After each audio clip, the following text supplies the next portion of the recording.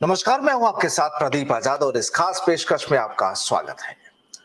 दोस्तों, राजस्थान में उपचुनाव, सरदार शहर उपचुनाव, जहां पर कांग्रेस उम्मीदवार ने बढ़िया तरीके से भाजपा और आरएलपी को आईना दिखा दिया। दरअसल राजस्थान में पिछले कुछ वक्त से जो सियासी माहौल चल रहा है वो किसी से छुपा हुआ नहीं है और खास तौर पर इस समय तो कांग्रेस में राहुल गांधी की भारत जोड़ो यात्रा जिस तरीके से लोगों के बीच से निकलकर जा रही है और कहा जाता है कि राहुल गांधी अगर किसी की तरफ देखते हैं, किसी के कंधे पर हाथ रखते हैं, किसी से मुस्कुराकर अगर बात करते हैं तो उसके भी सियासी मायने हैं।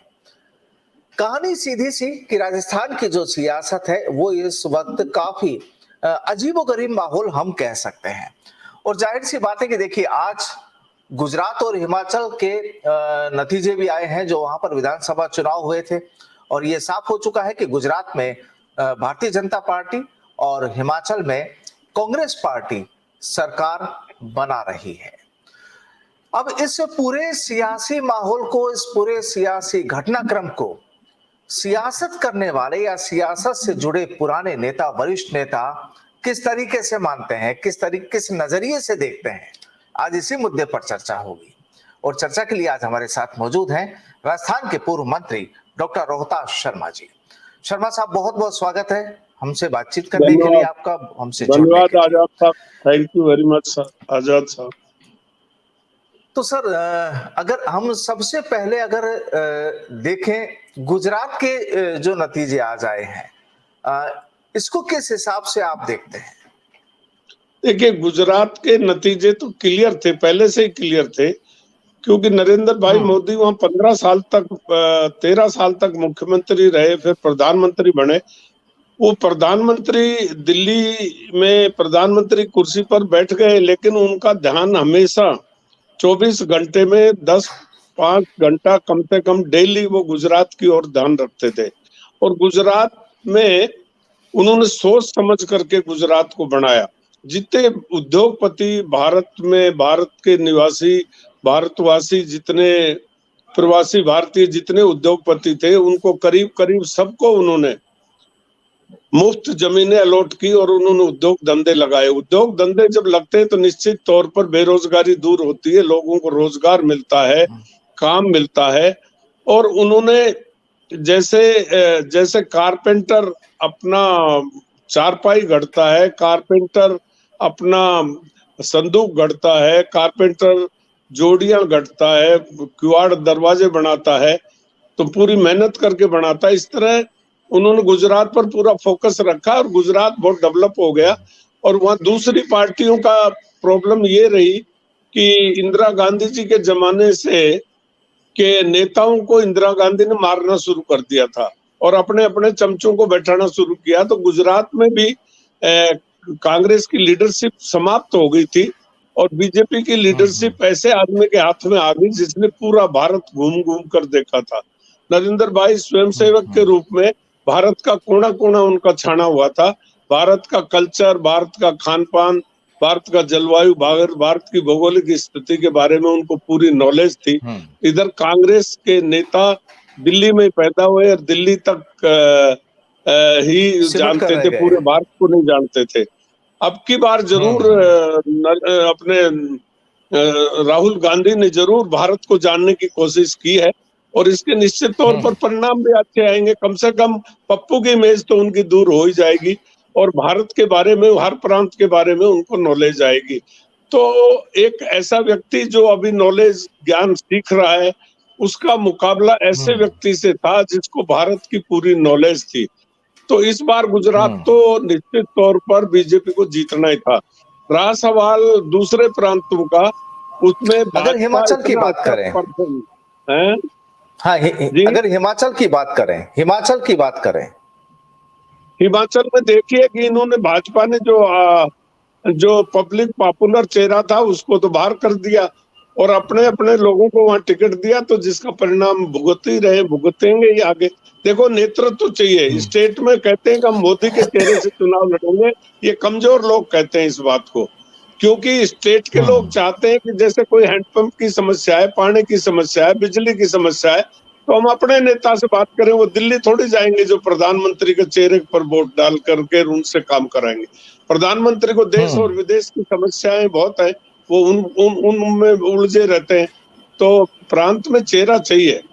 तो उत्तरांचल में इनके पास, उसमें हिमाचल में इनके पास चेहरा नहीं था, इसलिए हार गए।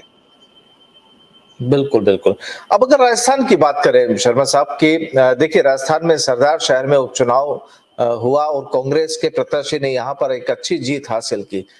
ये हालांकि वापस वही बात की पहले से तय था कि यहाँ पर कांग्रेस ही जीतेगी, क्योंकि एक सहानुभूति लहर भी हम कह सकते हैं।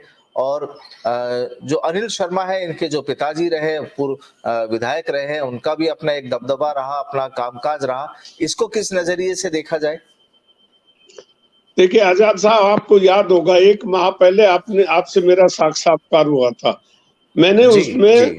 संभावित जीत के प्रत्याशी की घोषणा कर दी थी। मुझे पता था कि भारतीय जनता पार्टी के पास नेतृत्व नहीं है। हालांकि कांग्रेस गवर्नमेंट राजस्थान में गवर्नर देने में विफल रही है, सरकार चलाने में विफल रही है, जनता में बड़ा असंतोष है। लेकिन उसके बावजूद हम भारतीय जनता पार्टी उपचुनाव क्यों नहीं जीत पा रहे कि दिल्ली को नहीं जाने क्या समझ में बैठ रही है कि नहीं बैठ रही है।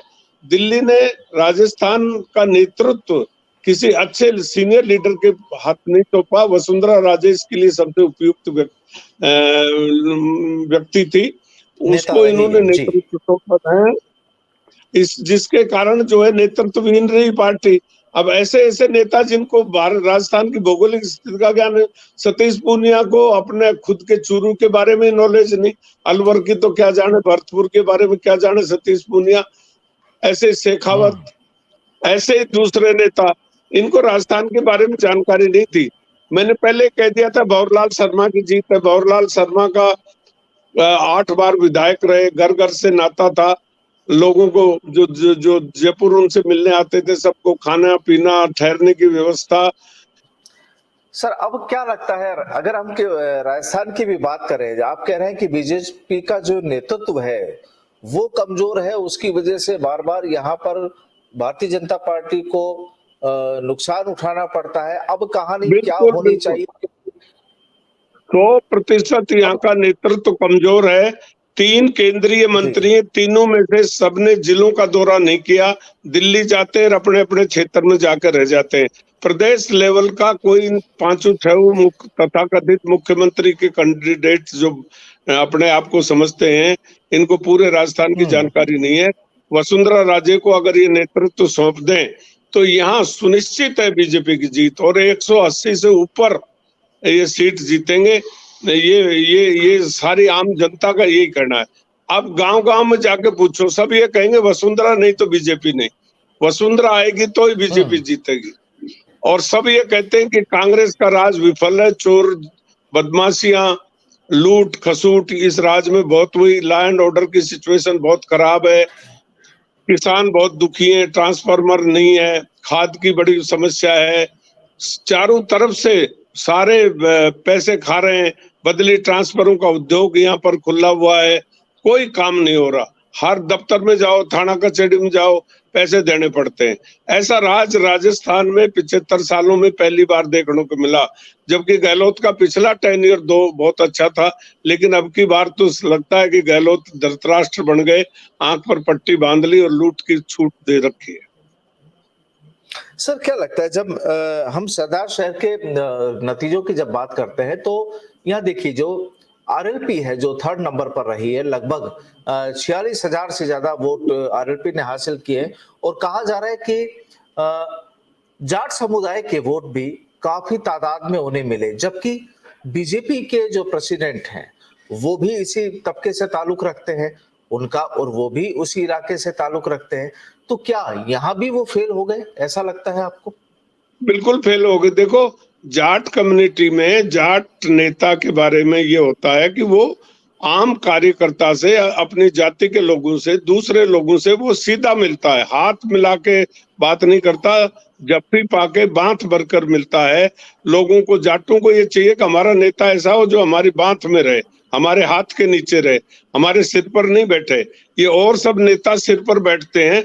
हमारा प्रेसिडेंट है, ये कहावत है राजस्थान में कि राजस्थान में दो नेता वो जाट नेता के रूप में कभी नहीं उभरे, क्योंकि एक तो कांग्रेस के डॉक्टर चंद्रभान वो शरीफ और बढ़िया अच्छे आदमी है, लेकिन उनका मिलने जुलने का सिलसिला ऐसा नहीं होता जैसा जाट नेताओं का होता है।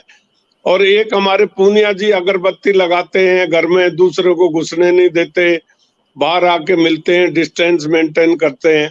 तो पूनिया जी को जाट नेता मानते ही नहीं है। जाट नेता जैसे लालचंद कटारिया है, जैसे डोडासरा है, अब इनके कंधे पर बैठ जाते हैं, इनके घर के दरवाजे खुले रहते हैं, इनके बाथरूम तक लोग इनसे मिलते हैं, जब जाकर के जाट नेता बनते हैं। अगर यही दूसरों की तरह डिस्टेंस मेंटेन करेंगे तो इनकी भी वही हालत होगी जो पूनिया जी की और चंद्रभान की हुई है। इसलिए जाट नेता जी जाट क्या नेता लगता है कि जी अपनी बात पूरी कीजिए आप।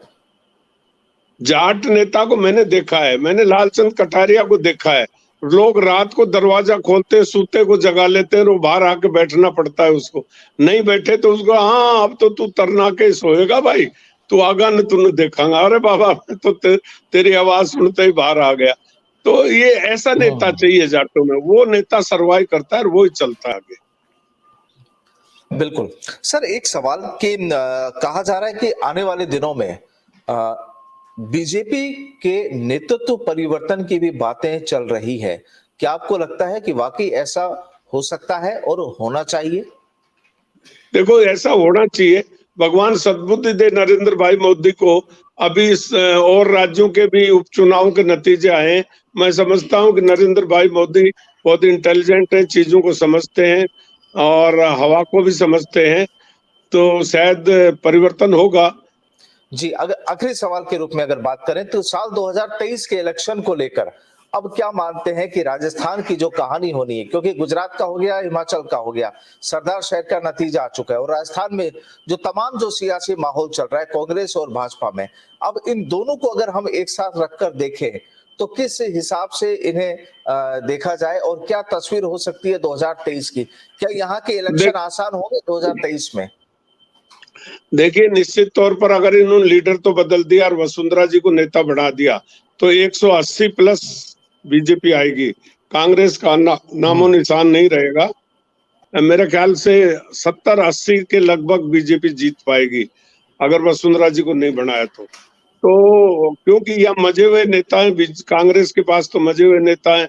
अभी राहुल गांधी की यात्रा भी निकल रही है, देखिए राहुल गांधी की यात्रा को बड़ा रेस्पॉन्स मिल रहा है, सब जगह लोग मिल रहे हैं, राजी हो रहे हैं, खुश हो रहे हैं।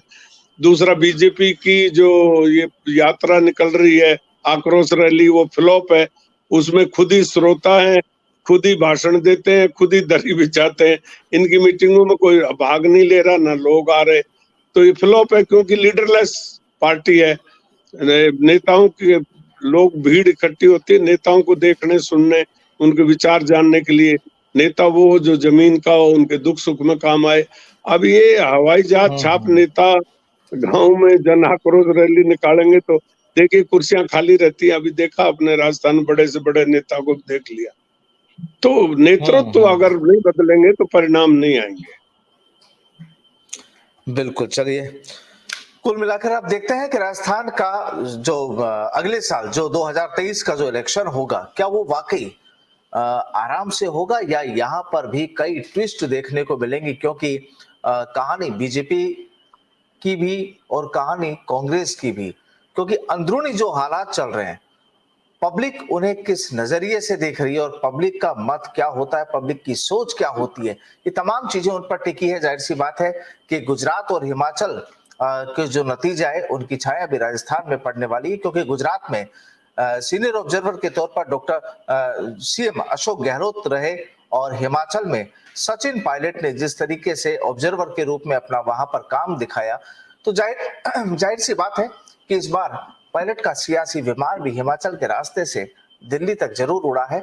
और राजस्थान की कहानी क्या होती है आने वाले वक्त में ये भी पता चलेगा और लगातार हमारी चर्चाएं इस तरह से जारी रहेंगी। बहरहाल डॉक्टर रोहतास शर्मा जी, बहुत बहुत शुक्रिया हमारे साथ जुड़ने के लिए आपका। नमस्कार। Thank you very much. Thank you.